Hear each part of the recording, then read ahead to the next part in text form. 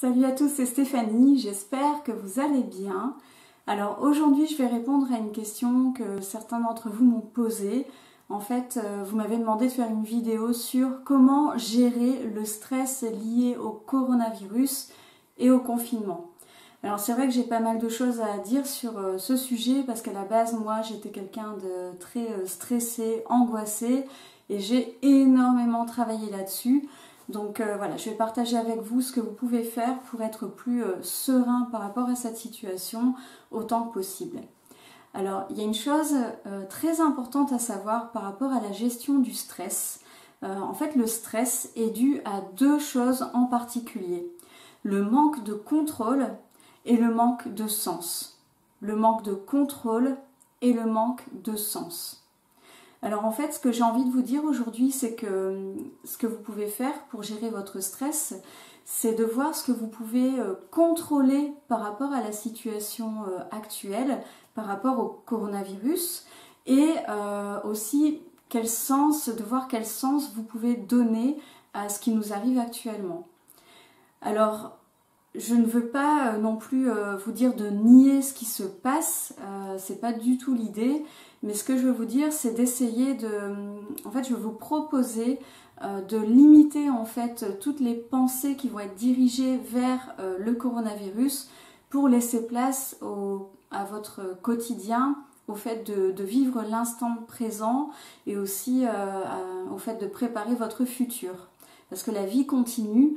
Donc il faut absolument être constructif.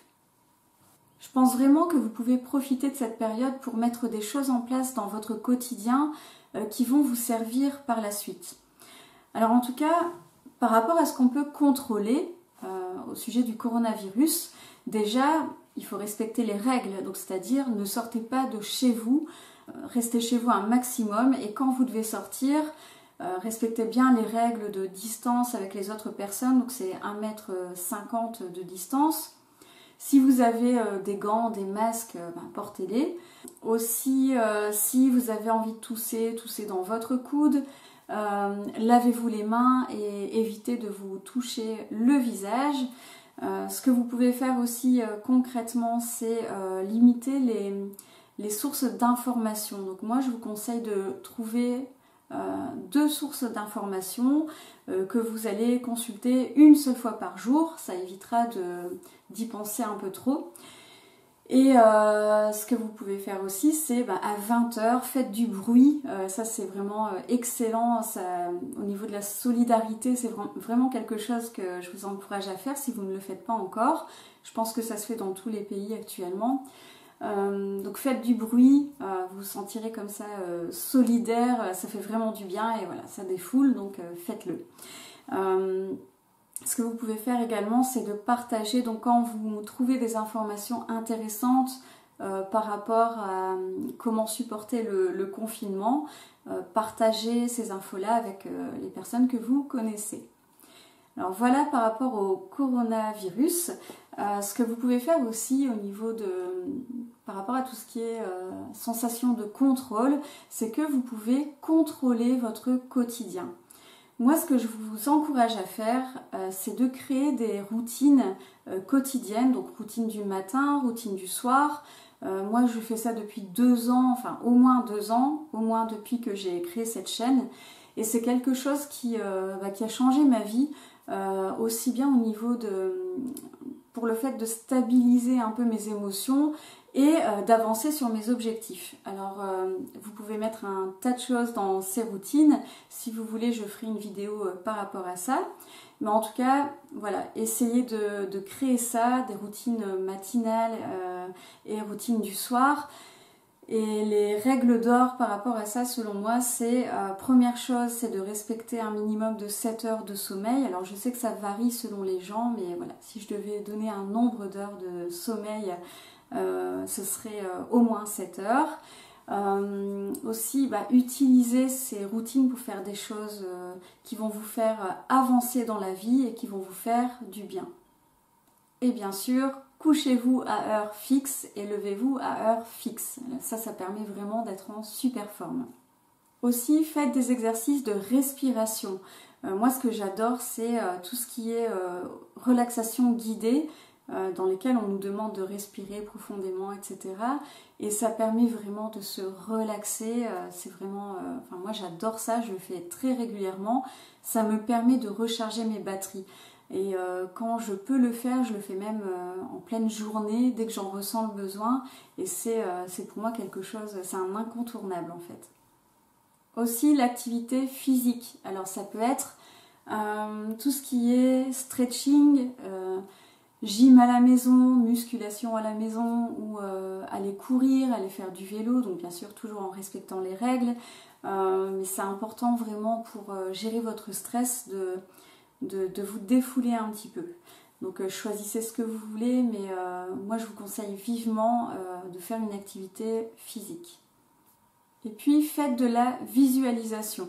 Alors moi je suis vraiment fan de visualisation, j'ai même fait une vidéo là-dessus, je vous mettrai le lien en bas de cette vidéo dans la description. Donc moi je visualise toujours, donc le matin, ma journée. En fait j'ai toujours une chose que je souhaite accomplir dans la journée, je me dis voilà, si j'ai accompli cette chose-là en particulier, je serai satisfaite de ma journée.